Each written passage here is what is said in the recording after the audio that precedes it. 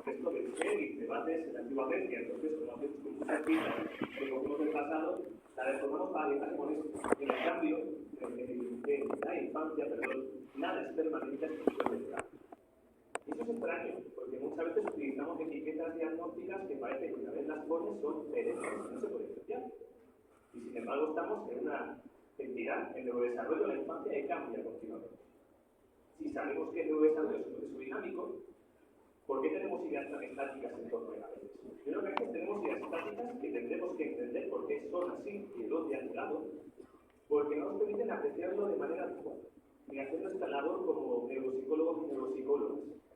Entonces, precisamente, vamos a hablar un poco de estas ideas. Vamos a ver cómo hay algunas ideas estáticas sobre el desarrollo cerebral.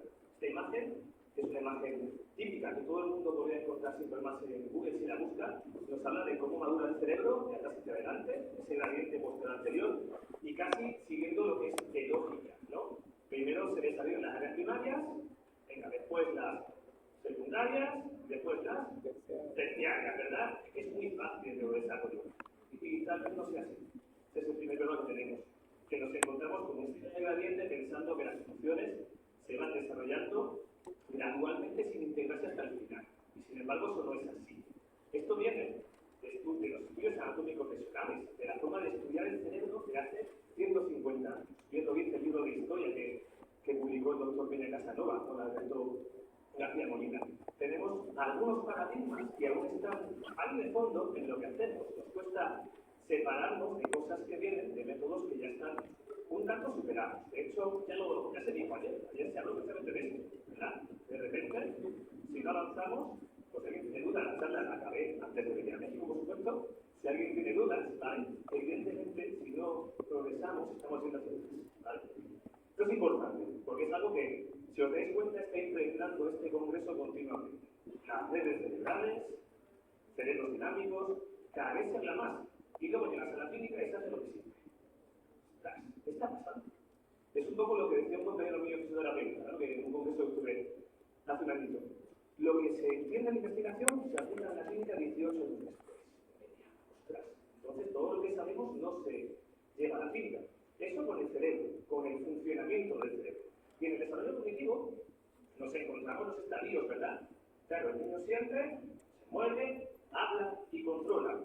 Qué fácil, de nuevo tenemos unas pirámides de desarrollo preciosas, ¿verdad? Y tú sabes, y todos sabéis, que cuando el niño cumple los 7 años se activa el lóbulo frontal. Hasta que no sopla las venas de la carta no se activa. Habría que preguntar si eso es así o no, ¿vale? Entonces, esto viene de modelos de asimetría cognitiva maravillosos, ¿vale? Pero que muchas veces no se entienden en integridad, con integración. Y esto también se decía ayer, ¿vale? O el miércoles, mejor dicho, cuando el doctor Puente decía, es que nos cuesta relacionar lo cerebral con lo mental. Sé que hay que esperar a través de neuroreligión, pero eso no se hará, ¿vale? Ese tema pertenece más a él. La clave de esto es que esto nos cuesta. Y que si estamos viendo que hay algunos aspectos del neurodesarrollo que implican integraciones, ¿cómo afecta eso a mi evaluación clínica y al funcionamiento cognitivo? Claro, también hay zonas de la evaluación, ¿verdad? Tenemos una forma de entender la evaluación que consiste en pasar pruebas. Muchas veces, yo a veces digo de forma crítica. Yo administro las pruebas, hago una puntuación y que pase el siguiente niño, por favor, ¿vale? Y mientras tanto, si puedo ir metiendo algo en el ordenador para adelantar, mejor. Uy. Bueno, bien, la puntuación, ¿verdad? Tienes un CI, ¿cierto? Inteligencia. Eso también se dijo un poco, ¿no? Viene de la psicología clásica, que no es que esté mal, pero que al final a veces tiene un componente más de investigación y no tanto de observación de lo que pasa mientras se ejecutan las pruebas. Como digo, esto se dijo también ayer, lo dijo el doctor Puente cuando decía, el CI es lo que mide mi test. Claro, la cuestión de esto es, ¿qué es lo que mide tu test? El CI, vaya. ¿Y el niño que tiene delante? No sé, pero es el CI. ¿Y por qué falla? No sé. Está nervioso, pero el CI es el que les toca, ¿verdad? A que todos los que aquí tenéis el mismo CI por la mañana que por la noche, ¿verdad? El mismo CI el lunes por la mañana que el viernes tarde, ¿verdad? Tengo mis dudas de que estemos igual a nivel atencional. Y por último, otra de las cosas que parece estar impregnando nuestra actitud en la clínica infantil es el diagnóstico, ¿vale? Y no vengo aquí a deciros que el DSM esté mal, vengo a deciros que la neuropsicología no está tan incluida como debería. ¿Por qué pienso eso? Porque realmente hay una necesidad de categorizar ciertas etiquetas diagnósticas y nos olvidamos de muchos aspectos del neurodesarrollo que en algunos momentos pueden hacer que ciertos signos que orientan a un trastorno sean totalmente normales. La clave es saber cuándo y cómo lo son y cómo verlo, ¿vale? Y eso, pues bueno, también vamos a hablar del congreso. Claro, voy a poner una foto de la doctora de esta mañana, pero voy a coger mejor otra para decir que ella misma lo dijo otro día. Es muy difícil cuadrar la clínica de investigación. Y muchas veces cuando hacemos clínica, hacemos un poco ese paradigma de investigación. Hacemos ahí de intentar encontrar en el diagnóstico una etiqueta. Y eso lo dije en el taller también el otro día. Diagnosticar no es poner una etiqueta. Y eso es importante. Por eso, además, históricamente hay cosas que me hacen bastante gracia. Estamos arrastrando. Si nos vamos a Mesopotamia, a la antigua Grecia, ahí el concepto de la infancia tenía ciertos aspectos legales, ¿no? O sea, no puedes perder a un niño ni puedes tampoco esclavizarlo. Era genial porque al menos se reconoció una diferencia con los adultos a los cuales sí se esclavizaban. Pero por lo menos en el arte los niños sí eran vistos diferentes, con su creencia y demás. Pero en la Edad Media, los niños en verdad, si los fijáis, ¿vale? Un poquito más de edad, ¿vale? Los niños pues eran jóvenes pero no muchos, ¿vale? Vale, eso es lo que es interesante, ¿vale? ¿Qué ocurría? Había un paradigma del niño como adulto miniatura.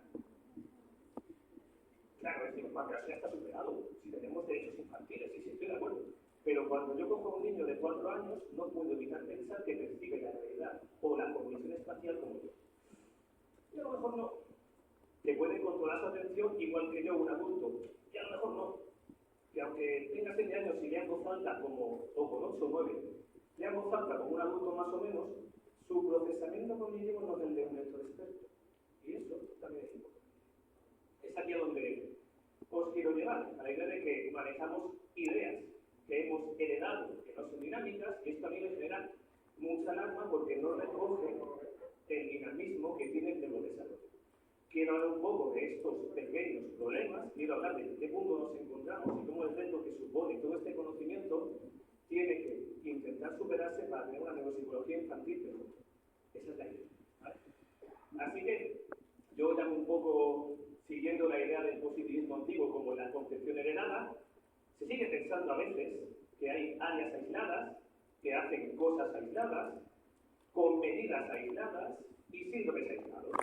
Claro, muchas de las pruebas que utilizamos en el día a día se han construido para etiquetar, para decidir si hay o no un criterio diagnóstico.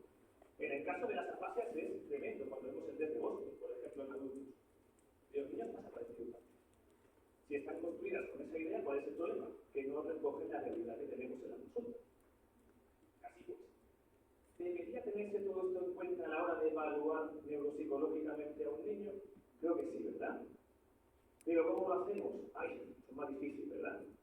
Así que vamos a ello. Vamos a intentar integrar el conocimiento de lo que sabemos hoy en día sobre el cerebro, de lo que mucho se habló ayer respecto a las redes, ¿vale?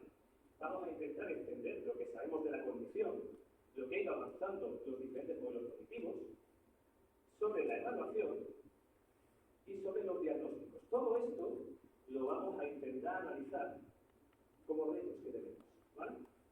Y el primer reto que tenemos es integrar todo lo que sabemos del desarrollo cerebral. ¿Cómo integramos los modelos de redes? Si al final yo sé que un niño con TDAH es frontal, un niño con TED es lateral y un niño con TAN es de otro. ¿No? Hay muchas cosas durante el desarrollo como para tenerlos en la conciencia. De hecho, hay una cosa que me hacía gracia que decía Coción. Coción nos denominaba corticocentristas, pero no porque nos fijáramos solo en el cerebro, sino porque nos fijáramos solo en la conciencia. Y eso es la clave de lo que vamos a ver ahora. Porque este gradiente yo digo que no sea correcto. Obviamente la maduración cortical, y en este caso horizontal, ¿vale? E incluso diría derecha-izquierda, como decía el doctor Puente, es correcta. Lo que pasa es que se nos está olvidando la parte vertical, todo lo que tendría que ver con ese desarrollo subcortical y cortical, esas redes que están. Y claro, aquí lo que tenemos es el gran problema que ocurre con el cerebro, ¿no? Que a veces para la misma conducta que observamos se activan cosas distintas en diferentes personas o se activan lo mismo para conductas distintas. No hay relación unívoca. Hay que ser conscientes de que eso funciona así. Eso es lo que nos dice el funcionamiento del cerebro. Y claro, a partir de aquí está claro que si tenemos ese paradigma de que el cerebro de un niño funciona igual que de un adulto, pues claro, sí del neurodesarrollo. Y aunque tengamos las 7 redes de cocción bien definidas, no se van a desarrollar igual, ni a la misma velocidad, y eso se va a expresar conductualmente, es a donde tengo que llegar ahora. El proceso es múltiple, ojo, con el entorno, que esa es otra, ¿vale? Eso da aquí un poco a pensar que tenemos que entender ese funcionamiento, como decía el doctor Puente, más americano, de maduración cortical, pero también la parte sociocultural y el entorno. El cerebro se sincroniza consigo mismo y con el entorno, ¿vale? Esto es importante. ¿Cómo funciona este proceso? Pues siguiendo esta conexión vertical que Rocío nos la ha puesto delante, y hablando, en cierto modo, de que hay una organización dentro de ese mundo córtico-subcortical que es muy interesante entender, porque tal vez nos permita hablar de los diagnósticos y de lo que vemos en consulta de una forma más acertada, explicar los signos que vemos, ¿vale? Porque es un debate que tengo en todos los congresos cuando me siento como cualquier compañero. Tengo niños que aletean y no son TEA. Tengo niños que se mueven mucho y no son TDAH. Parece que sí, parece que no lo es. Tiene signos a veces. Habrá que plantearse por qué aparecen esos signos si no son parte del prototípico trastorno. Ahí voy un poco a recordar un artículo en Cortex que no lo conocéis y que merece la pena leérselo una, dos o tres veces para caer en la cuenta de que la ampliación que se ha hecho está añadiendo el mundo subcortical, que no estaba tan añadido al principio. Sobre todo, aspectos de integración sensoriomotora, ese cerebelo, esos neurobasales. Si el cerebelo es un coordinador, un equilibrio de movimiento, lo es también de muchos aspectos cognitivos, igual que los cambios basales. Por tanto, no los ignoremos porque a veces viendo moverse a los niños vemos cosas, que nos van a contar cosas de lo que puede ocurrir. Eso de la medicina de precisión, los códigos de precisión, una de las tres, la predicción. ¿Puedo predecir lo que va a pasar en un niño viendo lo que tiene ahora, por ejemplo, en el movimiento con 2 años? Pues puede ser que sí. Esa es lo que vamos. Entonces, yo voy a organizarlo siguiendo los 6 principios de ese desarrollo del pequeño mundo córtico-subcortical, ¿vale? Y a partir de ahí, lo ejemplificaré con algunos casos, con algunos signos que tal vez nos den pistas de lo que está pasando en un niño o niña y saber por dónde van los tiros de lo que tenemos que hacer terapéuticamente. Es decir, aplicar el conocimiento de redes cerebrales y desarrollo de esas redes a la práctica clínica, a la toma de decisiones.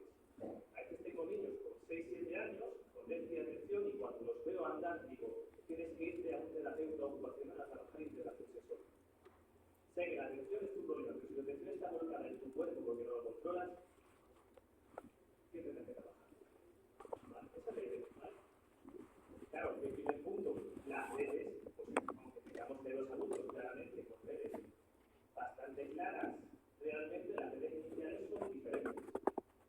Y de hecho es muy importante para el perfil de niños prematuros, con lo que trabajaréis mucho. Porque se supone, tal y como funciona el neurodesarrollo, que tú sales al mundo con tus 40 semanas y tus redes listas y hambrientas de aprendizaje. Si sales 3 semanas antes, pues esas redes no están listas ni hambrientas de aprendizaje. Y los estímulos no se procesan igual. Y eso genera cierto retraso en ciertas cosas. Entonces, recordar que tenemos una serie de redes iniciales muy sensoriomotoras. Muy sensoriomotoras, ¿vale? Que serán las que con la estimulación del entorno se convertirán en esto. Vale, eso es importante. Así que voy a ver los principios. La progresiva jerarquización. ¿Qué significa esto? Que en los primeros 2 años no tenemos unas redes cerebrales, tenemos una estructura, como una columna vertebral, digamos, de lo que van a ser los elementos que luego constituirán esas redes. ¿Bien? Y claro, ahí el problema está en que si ocurre cualquier problema, puede un daño cerebral, o lo que puede ocurrir, condicionar cómo esas redes se desarrollan. Aún así, no es un proceso, tiene un tiempo. Cuando vamos a los 8 años, lo que nos encontramos es que ya tenemos unas conexiones, pero no de largo alcance. Las de largo alcance que aparecerán en la adolescencia, y que en la adolescencia hablamos ya de 14, 15 años, ¿vale? Hay cosas que niños con 10 no pueden hacer hasta que tienen 14. Hay que saber que hay límites en algunas cosas. Pues en este caso estas permiten hacer una serie de actividades que asemejan más al adolescente, a un adulto, de lo que es un niño más pequeño, pero hay cosas que no podemos ver.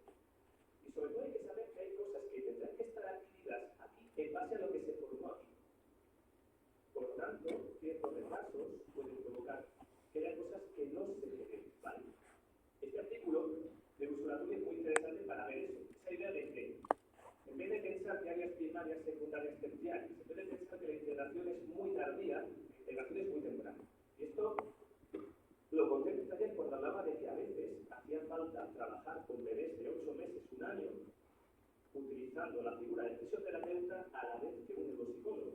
Porque si un bebé no es capaz, o un niño de 6 meses no es capaz de mantener la postura, si el fisioterapeuta encuentra la posición que descarga esa postura de atención y control, tú puedes estimular sensorialmente aspectos que no podrías, porque la atención está volcada a sostener. Claro, yo no te lo voy a decir, pero tú puedes ver que se nota mucho mejor ese efecto cuando controlas lo que estás, porque estás generando integraciones tempranas.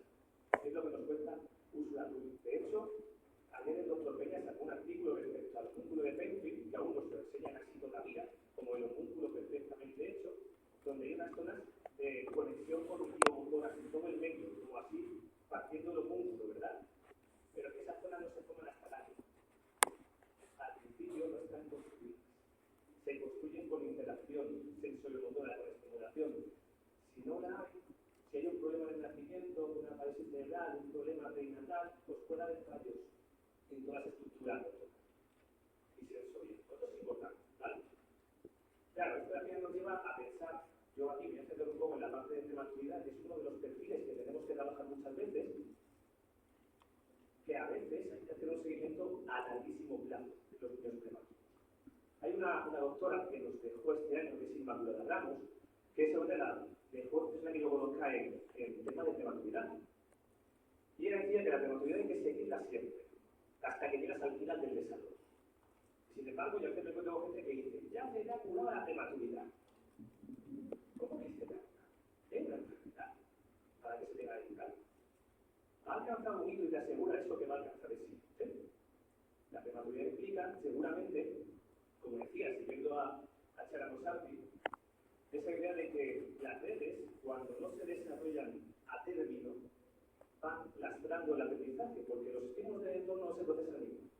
Y tú sigues construyendo esa pirámide cognitiva con falta de cierta información. Por eso hay quien decía, esta figura es muy interesante, que dice más. Esa idea de que los inicios o los problemas que vemos en la etapa inicial durante la prematuridad resuenan a lo largo del desarrollo. Resuenan. Y es como un efecto mariposa. Es decir, uno te esperas que de repente un niño que tenga un problema en el gateo o un problema de coordinación motora a año y medio tenga luego un problema de velocidad de procesamiento por 7 años. Pues parece que la evidencia no dice que sí. Lo que pasa es que cuando trabajamos a veces corriendo y sin pensar, no nos dejan, cuando está nuestra como de los centros, bueno, vamos a dejarlo ahí, la clave es que no podemos hacer seguimiento en condiciones y de la evolución y de los casos. Por eso he cogido este ejemplo de este niño que me encanta. Me encanta porque es lo que le contaba a algunas compañeras. Yo me he convertido de repente en según qué zona de Sevilla en el señor que cura Guinea, lo que hacen los niños. Tú no puedes ser que yo haya hecho sin datos, porque entonces no sé en qué posición estaría mismo de publicaciones, tendría muchos cubos, supongo, y muchos artículos. No, la clave fue que apareció un niño en consulta con 6 años y medio, 6 años y pico, prematuro de 30 semanas, pues que no había hablado todavía. Bueno, yo hablaba algunas palabras, ese fue el problema, que muy jodido le dio por hablar con 6 años.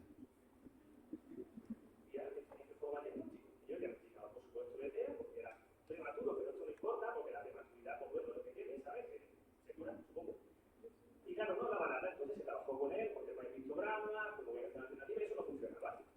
Un niño que también era un chico del día porque no atendía mucho y porque no hablaba. Lo conozco en consultas, pero es esto es así. Como diciendo, es igual que lo conozco, pero muy bien, esto es más social has hecho tú, muchacho. Bueno, curioso. Y le quiero decir palabras. La madre se preocupó, digo, oye, mi hijo está diciendo papá y mamá, ¿cómo puede ser esto? ¿Es posible? No sé, yo no soy, a ver, no puedo evaluar. Un niño muy complicado de evaluar, atencionalmente muy disperso. Claro, es un niño prematuro de 30 semanas, el control ejecutivo no te lo espero hacer dentro de su edad, es remarcable. Cuando consigues centrarlo, te das cuenta de que sí conoce palabras. Conoce muchísimas, lo vais a ver ahora, lo vais a escuchar. Palabras que son complejas, lo que pasa es que articulatoriamente tiene dificultades y por eso no lo dice.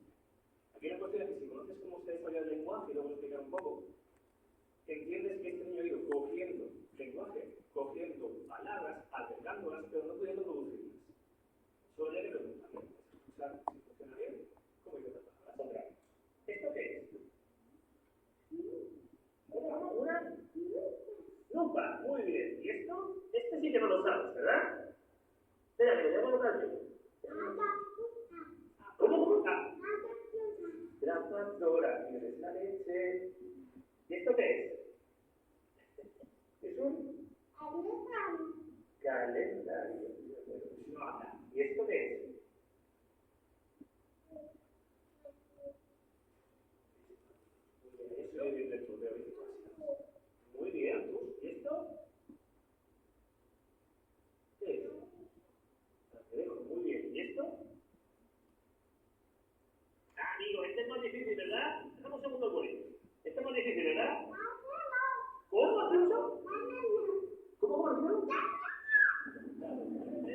¡Oh, qué maravilla! Vale, o sea, estaba emocionado, ¿no? Porque digo, o sea, el primer día que lo vi dije, no van a estandarizar al centro. O sea, no puedo pasar los niños que están tan desbocados atencionalmente, lo van a estandarizar.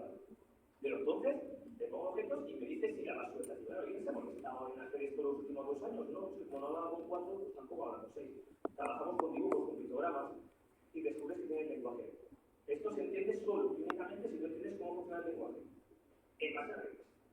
No en base a niño que no habla mal, niño que habla bien. No. Entonces, claro, ¿cuál es el problema? Que tuvo una explosión de un vocabulario bastante aumentado, era mucho. Y evidentemente eso esto va a condicionar. Otra cosa viene después, que es el vocabulario abstracto. Casi seguro, ¿vale? Pero no sé ahora. Y debe trabajar. No me haga que con 10 años te diga, no entiendo las horas del reloj. Pero trabajando. Entonces es un detalle, y como digo, contaré después, pero que hay la idea de que hay que entender el desarrollo del cerebro para entender lo que hay. Porque si le damos por anticipado ciertas cosas que no son, pues dejamos de trabajar el lenguaje y le ponemos una cosa encima. Lo decía antes con Alejandro, lo comentaba antes. Esa idea de que tenemos niños que, si digamos decía antes de tiempo, van a un aula con niños solteros. La losa se la pones tú. Entonces, claro, eso es importante a la práctica de lo del lenguaje, ¿vale? Segundo principio, ¿vale? La segregación funcional progresiva. Suena un poco raro, pero simplemente significa que vamos de redes de corto alcance a redes de largo alcance. ¿Qué significa esto?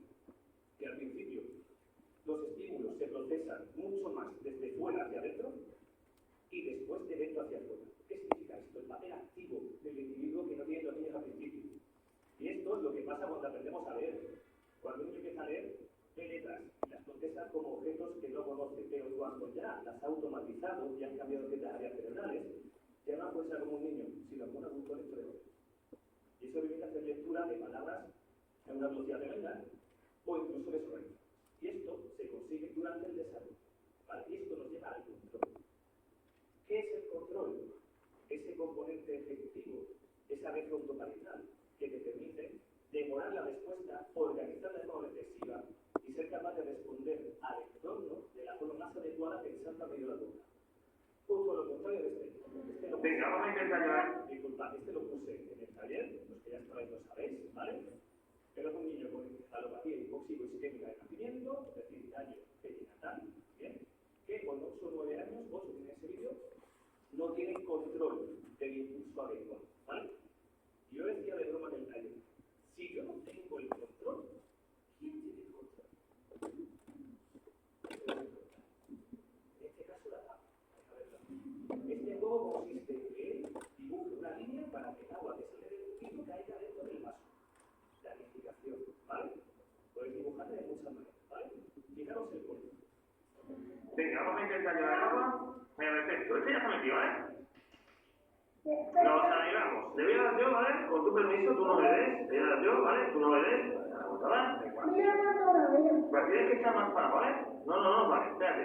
Pienso, para. Venga. Sí, pero no se vaya entero. Espérate un segundo que lo voy a intentar yo, ¿vale? No, espera. Mira, quiero que hagas algo como esto, ¿lo ves? ¿Lo has dicho? Ya sabe cómo resolver. Eso es lo que te permite conseguirlo, ¿vale? Prueba tú, venga.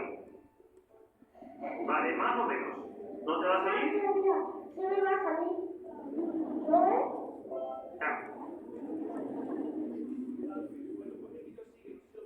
Un poquito el vídeo a la mitad, desde a la mitad más o menos, que lo digo sin querer.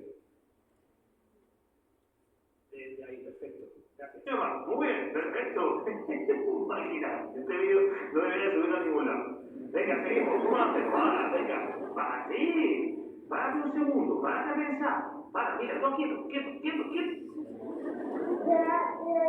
Necesito que te pares a pensar. Solo que te pares a pensar, ¿vale? Mira, si lo haces así, ¿ves cómo lo estoy haciendo yo? Lo tienes hecho sin problemas, ¿vale? Ahí. Ahora lo vas a intentar tú, ¿vale? Espérate, no deja nada. No me quites la mano a mí. No, tú venga. ¿No? Otra vez, tranquilamente. Venga. Vamos. Esto es gracioso hasta que el niño está en el colegio. Hasta que el niño quiere una cosa que la madre no le puede dar. Hasta que el niño se encapricha. Hasta que el niño se encuentra en una situación en la cual no tiene capacidad para hacer una respuesta impulsiva. Entonces, claro, consulta, evidentemente, esto está hecho para ver el signo de impulsividad, pero es lo que suelo hacer yo con esto? Tan fácil como alejarme con la tabla y decirle, piensa y procesa antes de actuar. Si la dejo cerca, no piensa, sino que actúa. Entonces, el control inhibitorio y esa capacidad de ser capaz de demorar la respuesta es algo que surge cuando la red de largo alcance se produce. Mientras tanto, hay muchos errores de ese tipo que pueden estar dentro de la normalidad según qué edad. Esa es la clave. En este caso sabemos que no y encima tenemos la etiología. ¿Vale? Es un ejemplo de control. ¿Vale? Y me voy a otro principio. ¿Vale? Como estáis viendo, esa aceleración funcional progresiva es llegar al control. Ese es el objetivo del neurodesarrollo. Ser capaz de controlar tu conducta. Curioso, es una pregunta que voy a resolver. Total, configuración córtico-subcortical. Esto sí que es muy interesante, ¿vale? Porque hablamos de la importancia de esa configuración córtico-basal vertical, ¿vale? En la que los cambios basales juegan un grandísimo papel. Y claro, hay quien diría que tal vez podría ser interesante para ver el grado de maduración de un niño, cómo funciona a nivel córtico-subcortical, pero eso como un mito. Complicado.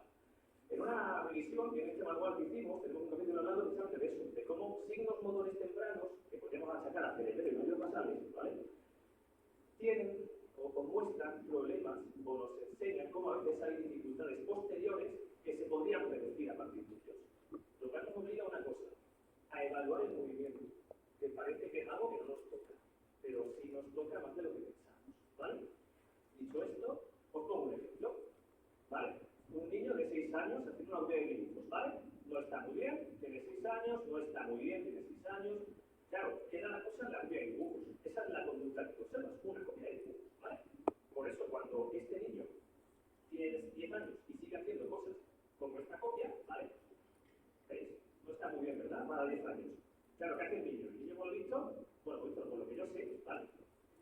Copia el círculo primero, copia el tengo después, copia esto ya mal, es esta línea y tal, carajo, ya lo que sabes. Conducta impulsiva. Bueno, habrá que preguntarse por qué. Porque sigue teniendo 10 años, con 6, asustaba por 10, ya no asusta mucho más. Yo conozco a niños en la historia. Desde pequeño ha tenido problemas de coordinación, de integración visomotora, que la madre detectaba con un signo muy gracioso cuando tenía 4 años. El niño estaba sentado y si le llamaban y se orientaba que le llamaban, se caía. No estaba sentado o atendía. ¿Vale? Tú dices, esto no es muy normal. ¿Qué significa eso? Integración cognitivo-motora. De ahí lo que buscamos en una persona con Alzheimer cuando no puede hacer ya la solo que uno se caiga y este es el desastre, ¿vale? Pero claro, necesito que experimentéis esto, ¿vale? Porque la madre que me contactó con este niño lo hizo a raíz de un vídeo en el que vio que ponía a la gente a bailar y le pedía que hiciera signos y cosas, ¿vale? Y no voy a hacerlo preguntar, ¿vale? Si yo digo levantéis, ¿vale? Levantaros, por favor. Hace falta que hagáis unos gestos, levantaros. Quiero que comproméis vuestras caras en una cosa, ¿vale? Ya, no, por supuesto que lo ¿vale? Pues quiero que levantéis. Quiero que hagáis 2 secuencias motoras, ¿vale? 2 o 3, ¿de acuerdo? La primera es muy fácil. Seguimos conmigo, ¿vale? Fácil, ¿verdad? Alguien lo ha hecho mal, ¿no? Lo complico un poquito, ¿vale? Por ejemplo.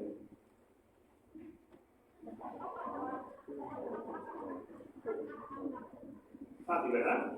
Vale. Ahora hacen esta.